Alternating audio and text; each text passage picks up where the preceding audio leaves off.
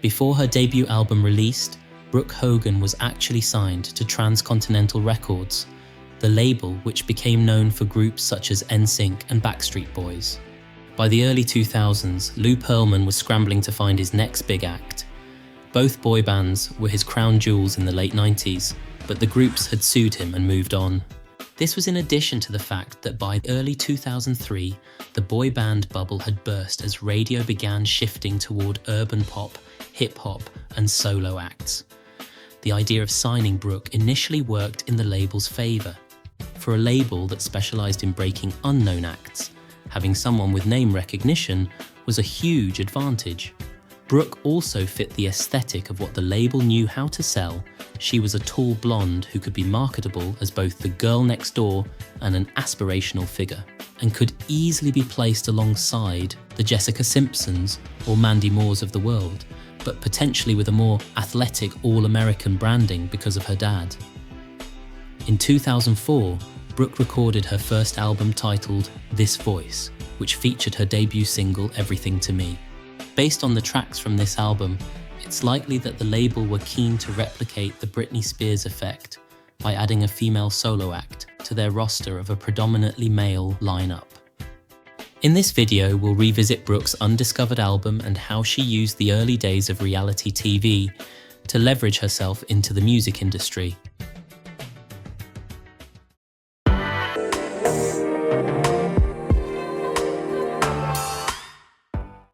Love music. Dive deeper into the stories behind the hits and hidden gems, and explore the eras that have defined some of your favourite artists. Subscribe now and never miss a beat. Hit that bell icon so you're always the first to know when I drop new content. Now back to the video.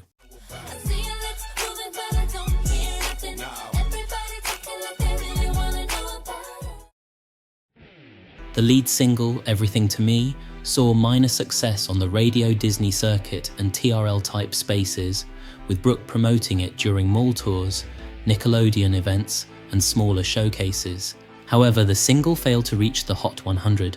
The sound was very safe. It was classic teen pop with inspirational lyrics without offering anything new or fresh.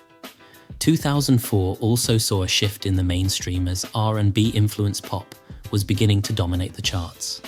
Brooke's profile in the music industry was almost non-existent, and she hadn't yet established a core fan base. The general public didn't yet care enough about her story or image to elevate the single beyond the Disney crowd. It also didn't help that around this time, Lou Pearlman, the founder of the label, began facing more legal issues from both artists and businesses for fraud, and despite an initial release date set for the album, it was ultimately shelved due to the poor sales following the single's release.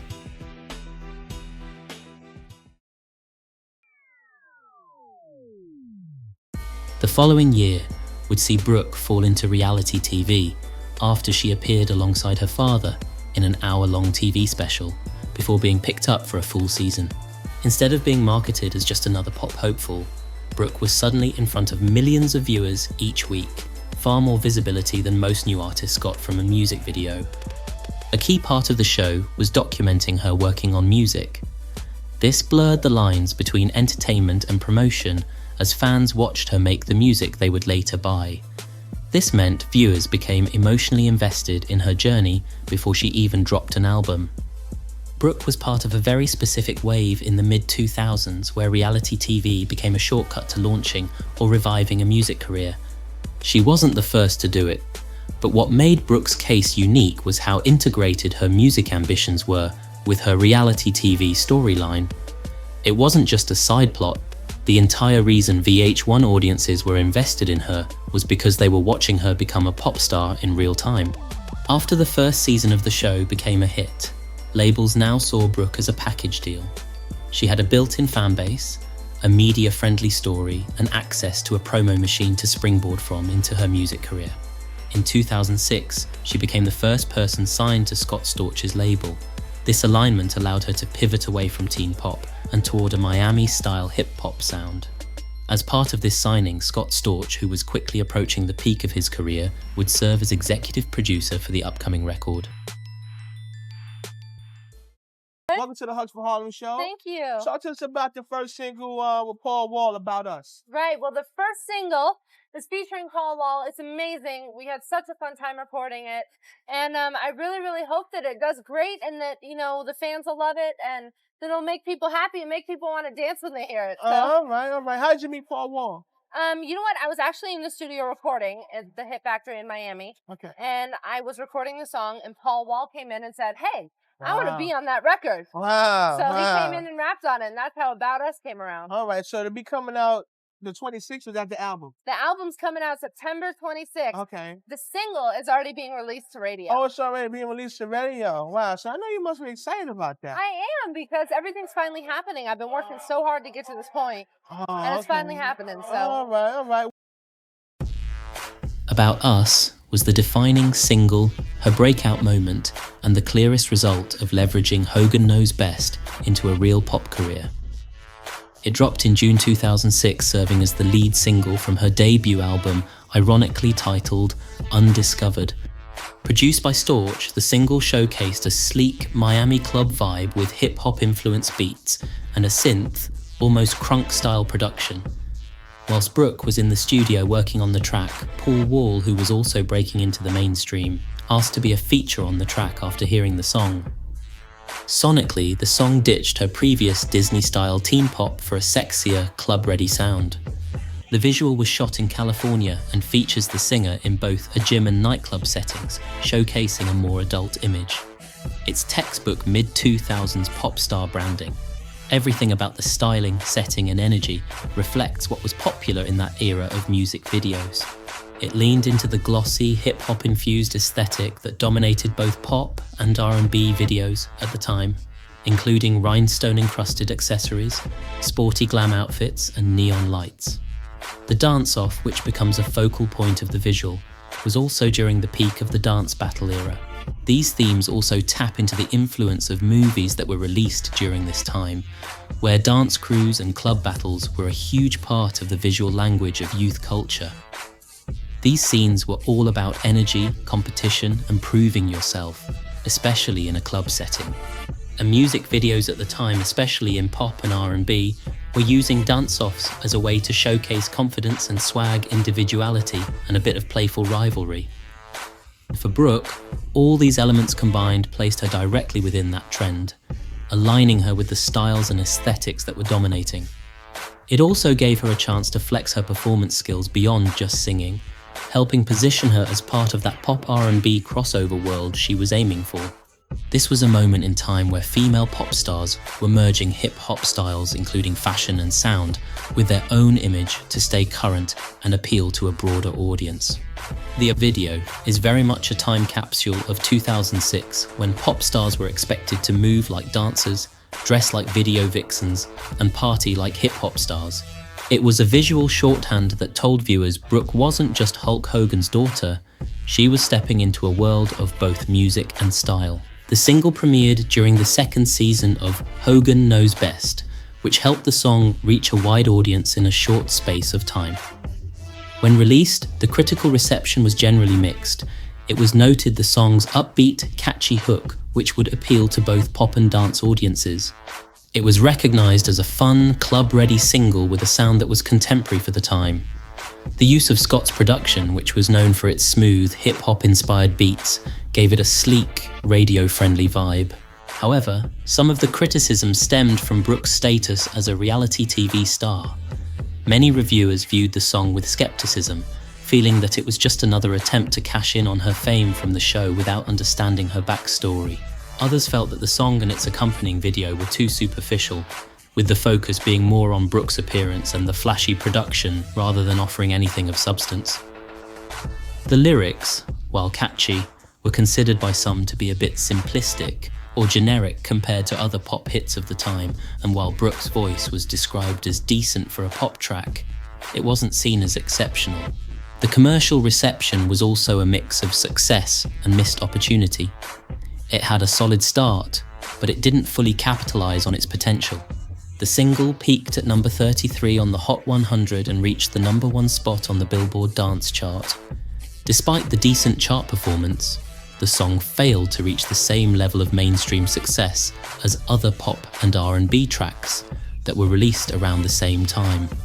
While it did get some pop radio attention, it didn't cross over as strongly into mainstream urban radio. The second single, released in January 2007, was Heaven Baby, a much more laid-back, slower track compared to About Us. The reggae-tinged track penned by Nelly Furtado was an attempt to showcase a more emotional side of the singer. It has a smooth, sensual vibe with soft, melodic instrumentation. The lyrics are about romantic yearning, with Brooke singing about her ideal relationship. This time, Jamaican dancehall artist Beenie Man features, bringing a playful and charismatic nature to the track.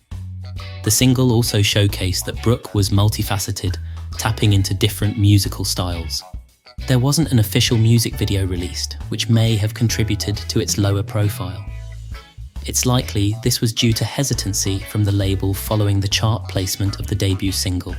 However, a visual could have given the song the push it needed to gain more traction, especially at a time when music videos were still a primary way to engage audiences. Brooke continued to promote the single during live shows and during interviews, but without a video, this proved challenging to keep momentum going. As a result, it didn't perform as well, commercially failing to enter the Hot 100 completely. The song represents the undiscovered, no pun intended, potential that Brooke had as an artist, but it ultimately didn't help to further establish her in the mainstream pop scene. Similar to the previous single, the critical reception was mixed. Some critics praised it for showing her more vulnerable, sincere side, while others felt it was a bit generic compared to other songs on the charts. The industry became more fast-paced, with pop hits fading from public consciousness quicker. This was especially prevalent in the mid-2000s when there was a constant flood of new music being released. The two singles were also very different in terms of sound and vibe, which may have contributed to an unclear musical direction. While About Us was a radio-friendly dance pop hit with a hip-hop influence, Heaven Baby was a slow R&B-infused ballad. The drastic shift in genre may have confused listeners who were expecting sonic consistency. This is especially true when it comes to pop stars whose image and sound need to be immediately recognizable and cohesive. Tell us a little bit about the album and just kind of what you're doing now. Well, the album Undiscovered just came out, and we're promoting it, going around all the states, and, just making it rock. So everybody go get it. Everyone go get it. When the album released in October 2006, it merged upbeat, radio-friendly pop with R&B. The album's production was meant to appeal to a variety of audiences and conceptually designed to be a cross-genre effort, something that was expected from pop stars in the mid-2000s. Critics once again had a mixed response to the overall album. Some acknowledged the solid production across the record, as well as Brooke's potential as a pop star, while others were more skeptical about her ability to break away from her TV persona. Despite some of the challenges with the singles, Undiscovered charted modestly, reaching 28 on the Billboard 200, and while it wasn't a massive breakthrough, it was a decent entry for an album that at the time only had one single released. Similar to the second single, the album suffered from a lack of strong and consistent promotion, with no real breakout singles to follow up with. The mix of upbeat songs and ballads were designed to show her versatility, but the lack of consistency in her musical identity meant that the album didn't have lasting appeal. The album remains a time capsule of mid-2000s pop, capturing the essence of the era's shifting sonic trends, cultural moments, and the merging of celebrity culture with pop stardom. Despite its commercial challenges, the album holds a nostalgic charm for fans, and its mix of upbeat dance pop tracks and R&B-infused ballads continue to make it a cult favorite for those who grew up in or are drawn to that time period.